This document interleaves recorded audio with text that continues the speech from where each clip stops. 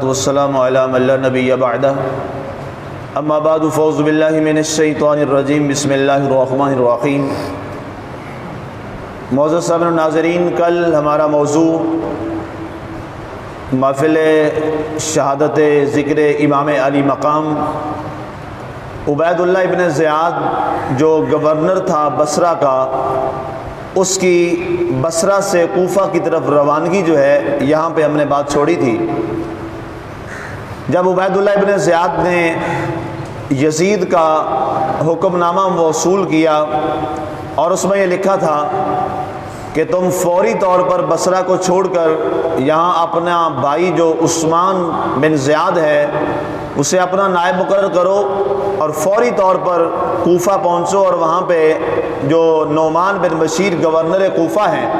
انہیں برطرف کر دو اور کوفہ کی جو گورنری ہے وہ خود وہاں پہ سنبھالو۔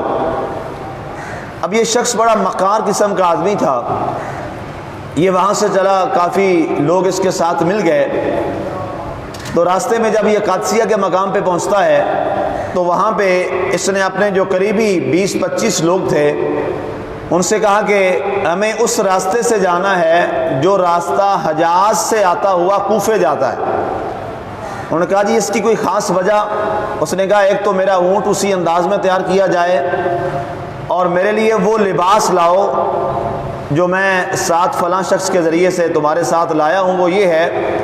کہ جیسے حجاز کے لوگ لباس پہنتے ہیں میں وہ لباس پہن کر اونٹ پر سواروں گا اور تم میرے ساتھ اونٹ کے دائیں بائیں میرے ساتھ پیدل چلو گے۔ اس مکاری کی وجہ کیا تھی؟ اس مکاری کی وجہ یہ تھی کہ اس نے کہا کہ چونکہ کوفہ کے لوگ حضرت امام علی مقام امام حسین کے منتظر ہیں اور وہ راستہ جو ایک ہی راستہ تھا جو حجاز سے کوفہ کی طرف جاتا تھا یہ اس راستے پر آ گیا، بصرہ سے کوفہ والے راستے سے نہیں آیا، تاکہ لوگ اس گمان میں ہیں کہ امام علی مقام آنے والے ہیں۔ کچھ دیر یہ وہاں ٹھہرا اور اس نے کہا کہ مغرب کے بعد ہم یہاں سے نکلیں گے تاکہ اندھیرا سا ہوگا اور ابھی روشنی اندھیرا ملا جلا ماحول ہوگا اور لوگوں کو میری پہچان بھی نہیں آئے گی، اور دوسری وجہ یہ ہے کہ میں یہ جان لوں گا کہ لوگ امام حسین سے کتنی محبت کرتے ہیں۔ بڑا تقریب کار قسم کا آدمی تھا، چالاک آدمی تھا۔ اس نے وہ حجازی لباس پہن لیا، اونٹ پر سوار ہو گیا۔ وہ 20-25 لوگ جو تھے روایات میں جو ابن اسیر نے لکھے ہیں 20 اور 25 کے لگ بھگ، وہ اس کے دائیں بائیں چلنے لگے۔ جب یہ بالکل کوفہ کے قریب پہنچے تو لوگوں نے دیکھا کہ ایک لشکر ہے اور جناب حجازی لباس ہے اور اونٹ پر سوار ہے۔ لوگوں نے یہ گمان کیا جس کا انہیں انتظار تھا کہ امام علی مقام تشریف لانے والے ہیں، تو لوگوں نے بڑی اہلم و سالم مرحبا مرحبا بکا یا ابن رسول اللہ صلی اللہ علیہ وسلم، لوگوں نے یہ آواز بلند کی کہ اے ابن رسول امام علی مقام تمہیں خوش آمدید کہتے ہیں، ہم آپ کا کوفہ میں آنا بابرکت ہو اور آپ کو ہم خوش آمدید کہتے ہیں، مرحبا کہتے ہیں۔ اب یہ شخص ان آوازوں کو سنتا رہا، لوگوں کا ہجوم بڑھتا چلا گیا، یہ کوفے کے اندر داخل ہو چکا تھا، ابھی عشاء اور مغرب کا درمیانی وقت تھا، اور یہ حالات دیکھتا رہا۔ لوگ چھتوں پر چڑھ گئے اور سارے کہنے لگے قدیمتا قدومن خیر مقدم یبن رسول اللہ، اے اللہ کے رسول کے صاحبزادے تمہیں یہاں آنا مبارک ہو۔ یہ جانچ گیا، بھانپ گیا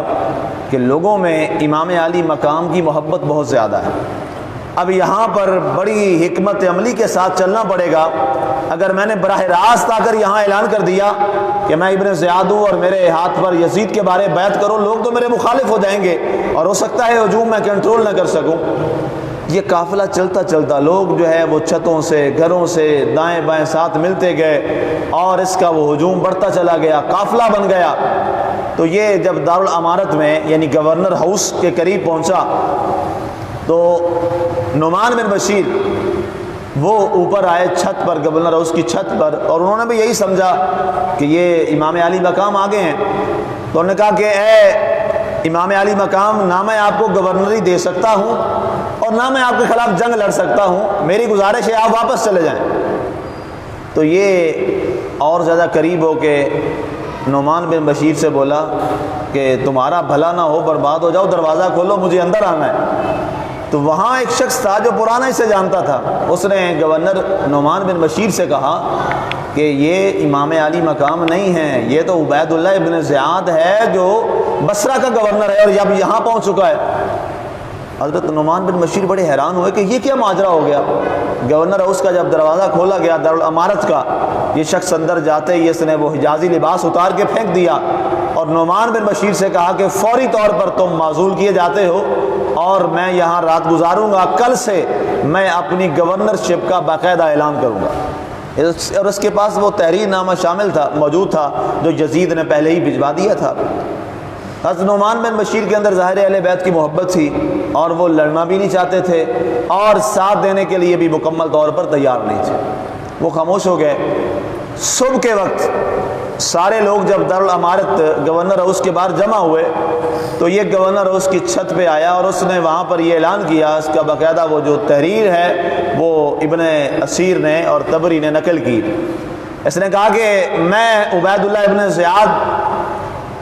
نعوذ باللہ یزید امیر المومنین اس کے حکم پر یہاں آیا ہوں اور آج کے بعد میں یہاں کا گورنر ہوں، اور جو لوگ حسین ابن علی یا ان کے بارے میں مسلم بن عقیل کے ہاتھوں پر بیعت کر رہے ہیں، میں انہیں یہ وارن کر رہا ہوں اور انہیں میں یہ تنبیہ کر رہا ہوں کہ آج سے اس بیعت کو توڑ دیں اور میرے ہاتھ پہ یزید کے لیے بیعت کریں، اور جس نے ایسا نہ کیا اس کا مال اور اس کی جان ہمارے لیے حلال ہو جائے گی اور ہم ان کے مال کو اپنے قبضے میں اور ان کی جانوں کو ہم تلواروں کے ساتھ ختم کر دیں گے۔ وہ تصویر ہی بدل گئی۔ لوگ رات سمجھ رہے تھے کہ حسین ابن علی آئے ہیں، صبح بالکل معاملہ ہی الٹ ہو گیا۔ کوفہ کے لوگ گھبرا گئے، پریشان ہو گئے کہ اب یہ کیا ہوا۔ اس وقت تک حضرت مسلم بن عقیل رضی اللہ تعالیٰ عنہ مختار بن عبید اللہ ثقفی، یہ اہل بیت سے محبت کرنے والا شخص تھا، مختار ثقفی، اس کے گھر میں موجود تھے، لیکن وہ اس قابل نہیں تھا کہ اب اس معاملے کو وہ ٹیکل کرتا۔ آپ نے خود شام کے کسی وقت میں وہاں سے ہانی بن عروہ جو بڑے پرانے اہل بیت کے محبت کرنے والے تھے، آپ نے کہا کہ مجھے اپنے بچوں سمیت اس کے گھر میں چلے جانا چاہیے۔ آپ کے دو صاحبزاد ہیں، کل میں نے عرض کیا، محمد اور ابراہیم رضی اللہ تعالیٰ عنہ آپ کے ساتھ تھے۔ آپ ان کو لے کر وہاں چلے گئے۔ جب وہاں پہنچے تو انہیں یہ سارا معاملہ پتہ چل چکا تھا، تو انہوں نے بھی اس ڈر کی وجہ سے کہا کہ اے مسلم بن عقیل، آپ میرے گھر میں آ گئے ہیں، اب یہاں سے میری غیرت اجازت نہیں دیتی میں آپ کو گھر سے باہر بھیجوں، لیکن حالات بہت خراب ہو چکے ہیں، کہیں ایسا نہ ہو کہ آپ کی وجہ سے مجھے قتل کر دیا جائے۔ لیکن انہوں نے کہا ٹھیک ہے، آپ کو میں ایک اپنے کمرے میں الگ چھپا دیتا ہوں تاکہ تمہارا کسی کو پتہ نہ چلے۔ تو اسی قافلے میں ایک شخص آیا ہوا تھا جس کا نام تھا شریک بن آور۔ یہ بصرہ میں رہتے تھے، بڑے امیر زادے تھے اور بیمار کچھ ہو گئے تھے، تو وہ ہانی بن عروہ اسی گھر میں آلریڈی یہاں پر قیام پذیر تھے اور یہ بھی اہل بیت سے بڑی محبت کرتے تھے۔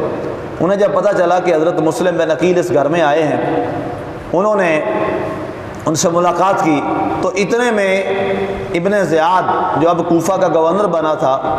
اس کا ایک ایلچی آیا شریک بن آور کے پاس کہ گورنر کوفہ جو ہیں ان کا پرانی دوستی تھی، وہ شام کو آپ کی بیمار پرسی کے لیے آ رہے ہیں، آپ کی طبیعت درست نہیں ہے، ٹھیک نہیں ہے۔ تو شریک بن آور نے حضرت مسلم بن عقیل سے یہ عرض کی کہ وہ شخص میرے پاس آ رہا ہے، میں پانی مانگوں گا کہ مجھے پانی دو، تو جب میں پانی مانگوں تو آپ اس پر حملہ کر کے تلوار کے ساتھ اس کا سر اڑا دینا، اس سے اچھا اور موقع کوئی نہیں ہے۔ آپ نے فرمایا اس طرح چھپ کر وار کرنا مجھے مناسب نہیں ہے۔ ان کا نہیں ہے، دشمن اسلام ہے، آپ اس کی گردن اڑا دیجیے۔ آپ مان گئے۔ یہ شخص گورنر کوفہ شام کو ہانی بن عروہ کے گھر آیا، ساتھ ایک محافظ، اس کو اندر آنے کی اجازت ملی، باقی سارے محافظ گھر کے باہر موجود تھے۔ تو جب یہ بیٹھ گیا تو حضرت شریک بن آور نے بلند آواز میں کہا کہ لوگوں، گھر والوں سے کہا کہ میرے لیے پانی لاؤ، مجھے شدت بخار کی شدت کی وجہ سے شدید پیاس ہے۔ تو یہ نہ آئے مسلم بن عقیل، اس نے دوبارہ کہا، 3 دفعہ کہا۔ تو وہ جو باڈی گارڈ تھا، محافظ تھا، وہ سمجھ گیا کہ کوئی معاملہ ہے، تو اس نے جلدی سے کہا گورنر کو کہ آپ یہاں سے باہر چلیں۔ اس کو لے کے چلا گیا۔ اس نے کیا ہوا؟ کہتے ہیں آپ پر کوئی حملہ ہونے والا ہے۔ وہ وہاں سے لے کر چلے گئے تو شریک بن آور نے مسلم بن عقیل سے کہا کہ اتنا اچھا موقع تھا، آپ اس کی گردن اڑا دیتے، میں بار بار آواز بھی لگاتا رہا اور آپ آئے بھی نہیں ہیں۔ آپ نے فرمایا 2 باتوں نے مجھے یہ کام کرنے سے روک دیا۔ انہوں نے کہا جی کون سی 2 باتیں؟ نمبر 1، جس گھر میں میں ٹھہرا ہوا ہوں، جو میرا میزبان ہے، جو اس وقت میری میزبانی کر رہا ہے، ہانی بن عروہ، وہ اس بات سے راضی نہیں تھے کہ میرے گھر میں عبید اللہ ابن زیاد کا قتل ہو۔ نمبر 1 یہ بات، اور دوسری بات، مجھے حضرت سیدنا محمد رسول اللہ صلی اللہ علیہ وآلہ وسلم کی حدیث میرے سامنے بار بار آ رہی تھی کہ حضور صلی اللہ علیہ وسلم نے فرمایا کبھی کسی کو چھپ کر قتل مت کرنا، تو اس بنیاد پر میں نے ان کے قتل کا ارادہ ترک کر دیا ہے۔ اب یہاں پر مورخین ایک جملہ بڑا خوبصورت لکھا ہے کہ یہ ہیں حضور کے اہل بیت، اور یہ وہ عظیم ہستیاں ہیں کہ مظلومیت کے اس مقام پر بھی، اور وہ لوگ ظالم آپ پر برابر ظلم کر رہے ہیں، لیکن اس کے باوجود بھی انہوں نے شریعت محمدی کو اپنے ہاتھ سے نہیں جانے دیا۔ یہ ہیں ایسے اہل شریعت اور یہ ہیں صاحبان شریعت کہ جنہوں نے اپنے دشمنوں کے بارے میں بھی شریعت کا جو پہلو اور دامن ہے وہ ہاتھ سے نہیں جانے دیا۔ چاہے جائے کہ آج کا مسلمان شریعت کو بغیر کسی مجبوری کے بھی اس کا مذاق اڑاتا ہے۔ کتنی بڑی بات ہے یہ کہ مجھے رسول اللہ کی حدیث میرے سامنے آ گئی کہ حضور صلی اللہ علیہ وسلم نے فرمایا تھا کبھی چھپ کر کسی کو قتل مت کرنا۔ ہمارا دشمن ہے، ہماری نسل کا دشمن ہے، ہمارے بچوں کا دشمن ہے، اور ہمارا قاتل ہے، اور دن دناتا پھرتا اور بزبانیں ببانگے دوہل کہتا پھرتا ہے کہ میں نے مسلم بن عقیل کو قتل کرنا ہے، ان کے 2 بچوں کو قتل کرنا ہے، مجھے پتہ چل گیا، لیکن آپ نے یہ ارادہ ترک کر دیا۔ اب جب یہ گورنر واپس جاتا ہے اپنے دارالامانت میں، تو وہاں پر اس کا ایک غلام تھا جس کا نام تھا ماکل، میم عین قاف نقطوں والا لام، ماکل سے یہ کہا کہ یہ میں تمہیں 10,000 دینار دیتا ہوں اور تم پتہ لگاؤ کہ کوفے میں حضرت مسلم بن عقیل کس کے گھر میں چھپے ہوئے۔ اب اس نے کہا جی میں سب سے پہلا یہ کہ مسجد میں جاتا ہوں، یہاں جو کوفہ کی جامع مسجد ہے، اگر یہاں موجود ہوئے تو ان کا کوئی نہ کوئی ساتھی جو ہے وہ مسجد میں آ کر نماز پڑھتا ہوگا۔ وہ ماکل جامع مسجد کوفہ میں گیا تو وہاں پر حضرت مسلم بن اوسجہ رضی اللہ تعالیٰ عنہ، یہ آپ کے بڑے قریبی ساتھیوں میں تھے، بڑے وفادار اہل بیت تھے، یہ نماز پڑھ رہے تھے اور بڑی دیر سے نوافل پڑھ رہے تھے۔ آپ کا بڑا نورانی چہرہ تھا، تو وہ ماکل بڑا شرارتی تھا اور ظاہر ہے وہ ایک جاسوس تھا، ان کے پاس گیا، کہنے لگا جی میں اہل بیت سے بڑی محبت کرتا ہوں اور میں نے آپ کو دیکھا ہے، تو میں نے کہا آپ کو پتہ ہوگا حضرت مسلم بن عقیل کہاں چھپے ہوئے ہیں؟ تو حضرت ابن اوسجہ نے کہا تجھے کیسے پتہ لگا کہ مجھے پتہ ہوگا؟ اس نے کہا جی آپ کا چہرہ جو ہے سب سے زیادہ روشن ہے، تو میں نے آپ کے چہرے سے پہچان لیا کہ آپ واقعی اہل بیت کے قریبی لوگوں میں سے۔ ان کے چہرے بڑے پاکیزہ تھے، اور آج بھی جو حضور کی آل پاک سے اور حضور کے اصحاب پاک سے محبت کرتے ہیں ان کے چہرے آج بھی برونق ہیں، اور جو اہل بیت سے بغض رکھتے ہیں ان کے چہرے آج بھی ویران ہیں۔ سرکار دو عالم صلی اللہ علیہ وسلم نے فرمایا تھا جو میری آل پاک سے محبت کرتا ہے اللہ تعالیٰ اسے دنیا میں تر و تازہ رکھے گا، حشر میں بھی تر و تازہ رکھے گا۔ وہ دنیا میں بھی تر و تازہ رہیں گے اور آخرت میں بھی تر و تازہ رہیں گے، اور جنہوں نے اپنے دلوں میں نعوذ باللہ اہل بیت کی مخالفت لی اور اہل بیت کے معاملے میں کوئی بددیانتی کا معاملہ کیا، وہ دنیا میں بھی رسوا ہو جائیں گے، اور رسوا ہوئے ہیں، کل بروز حشر بھی رسوا ہو جائیں گے۔ اس لیے ہمیں اہل بیت کی محبت کو اپنے دلوں میں زندہ رکھنا ہے تاکہ اللہ دنیا میں بھی ہمارے چہروں کو برونق رکھے، کل بروز حشر قبر میں بھی ہمارے چہرے برونق ہو جائیں گے۔ جنت انہیں کی ہے نا جی، الحسن والحسین سیدا شباب اہل الجنہ، حسن اور حسین جنتی نوجوانوں کے سردار ہیں۔ حسن اور حسین کو جنتی کا مالک بنا دیا ہے، تو ظاہر ہے جنت میں اور گھر میں وہی جائے گا نا جس کی گھر والے سے بنی ہوئی ہوگی، اس کے بغیر تو نہیں جا سکتے۔ اب حسن و حسین سے ویر اور پھر جنت کی دعائیں، اللہ فرماتا ہے وہ جنت کیسی، اس کو کون سی جنت ملے گی؟ ہم نے تو جنت کا وارث اور مالک بنا دیا ہے حسن اور حسین رضی اللہ تعالیٰ عنہ۔ واپس آئیے،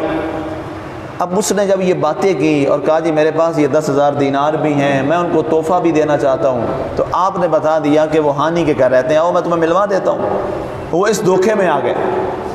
چلے گئے، ملاقات ہوئی، اس نے وہ اسی طرح وہاں فریب کاری کی مسلم بن عقیل کے ساتھ، وہ پیسے بھی ان کو دے دیے۔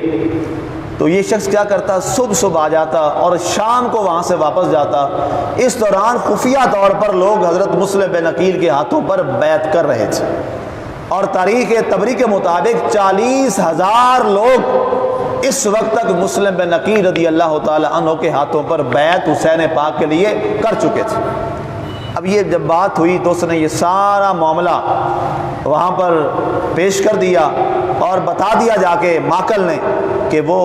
ہانی کے گھر میں رہ رہے ہیں، لوگ صبح سے لے کر شام تک آتے ہیں، ان کے ہاتھ پہ بیعت کرتے ہیں، اور بڑے چھپ کے یہ معاملہ چل رہا ہے، اور ان کے 2 بیٹے بھی ان کے ساتھ وہیں پہ موجود ہیں، اور ہانی